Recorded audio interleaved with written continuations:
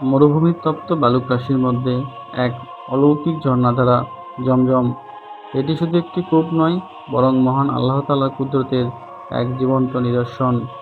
হাজার হাজার বছর ধরে কোটি কোটি তৃষ্ণার্ত মানুষের পিপাসা মিটিয়ে আসা এই কূপের পানি পবিত্রতা, বরকত এবং আরোগ্যের প্রতীক। বিশেষ করে পবিত্র হজের মৌসুমে জমজম কূপের গুরুত্ব ও তাৎপর্য মুমিন হৃদয়ে এক অনন্য আবেগ তৈরি করে। খ্রিস্টপূর্ব ২১ থেকে ১৯ শতকের মাঝামাঝি ইতিহাসের বিভাজন অনুযায়ী সময়টি ছিল ব্রোঞ্জ যুগ। তবে ধর্মীয় ও সভ্যতার প্রেক্ষাপটে এটি ছিল পিতা ও পিতামহদের যুগ। সমুদ্রপৃষ্ঠ থেকে ২৭৭ মিটার উচ্চতে, চারদিকে পাহাড়ে ঘেরা, মাঝখানে জনমানবহীন ঢালু উত্তপ্ত মরুভূমি থেকে চিন্তিত মুখে ফিরে আসছিলেন হযরত ইব্রাহিম আলাইহিসসালাম। তিনি চলে যাওয়ার সময় তার স্ত্রী হাজেরা ব্যাকুল হয়ে জিজ্ঞাসা করেছিলেন, আপনি কি আমাদের এভাবে ফেলে যাচ্ছেন? ইব্রাহিম আলাইহিসসালাম কোনো উত্তর দেননি।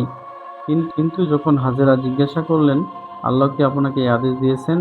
তখন ইব্রাহিম আলাইহিসসালাম জবাবে বললেন, হ্যাঁ, আল্লাহ তাআলা এই আদেশ দিয়েছেন। জবাবে হাজেরা দৃঢ় কণ্ঠে বলেছিলেন, তাহলে আল্লাহ আমাদের ধ্বংস করবেন না।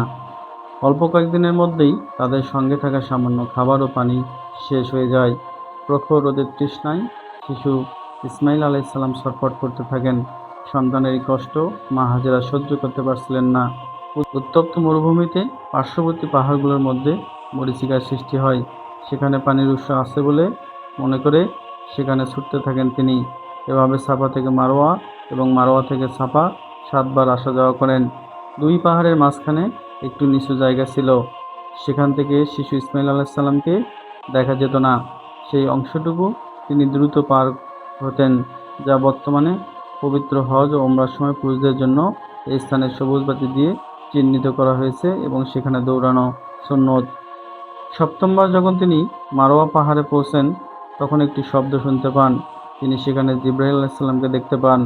জিবরাইল আলাইহিসসালাম তার ডান পা বা পায়ের গোড়ালি দিয়ে মাটিতে আঘাত করলেন। সঙ্গে সঙ্গে পাথরের শক্ত মাটি থেকে স্বচ্ছ পানির ধারা বেরিয়ে আসতে শুরু করে। বিবি হাজেরা অত্যন্ত আনন্দিত হয়ে পানির চারপাশে বালু দিয়ে বাঁধতে থাকেন এবং বলতে থাকেন, জমজম, থামো, থামো। পবিত্র হজের মূল আনুষ্ঠানিকতাগুলোর সঙ্গে জমজমের পানি ওতপ্রোতভাবে জড়িত।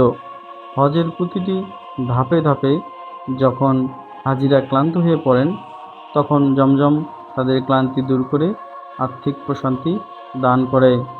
হাজেরার সেই স্মৃতি স্মরণে হাজিরা যখন সাফা ও মারোয়া পাহাড়ের মধ্যে দৌড়ান, তখন তাদের পিপাসা মেটানোর প্রধান উৎস হয় জমজম। কাবার চারদিকে তাওয়াফ সম্পূর্ণ করার পর 2 রাকাত নামাজ শেষে জমজমের পানি পান করেন হাজিরা।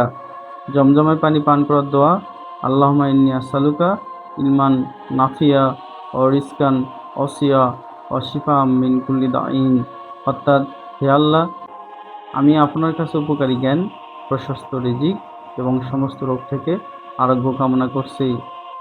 জমজমের পানির মাহাত্ম্য সম্পর্কে মহানবী হযরত মুহাম্মদ সাল্লাল্লাহু আলাইহি ওয়াসাল্লাম ইরশাদ করেছেন, জমজমের পানি যে উদ্দেশ্যে পান করা হবে তাই পূরণ হবে।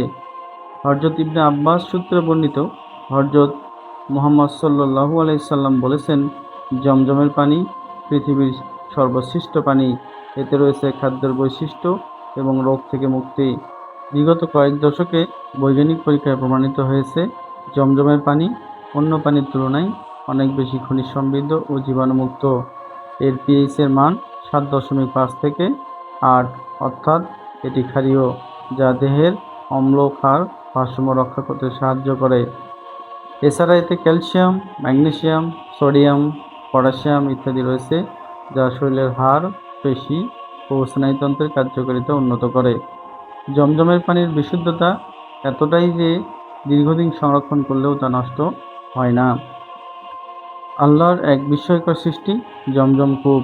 হাজার বছর ধরে অবিরত জান্নাতি পানির প্রবাহ কোটি কোটি মানুষের পেট ও আত্মাকে ভরিয়ে দিচ্ছে। হজের প্রতিটি মুহূর্তে জমজমের পানি হাজিদের হৃদয়ে ইমানি শক্তি যোগায় এবং মহান আল্লাহর অলৌকিক সৃষ্টিকে স্মরণ করিয়ে দেয়। আজকে এই পর্যন্তই। আগামী পর্বে আবারও দেখা হবে নতুন কোনো বিষয় নিয়ে। সে পর্যন্ত সবাই ভালো থাকবেন, সুস্থ থাকবেন। আল্লাহ হাফেজ। ধন্যবাদ।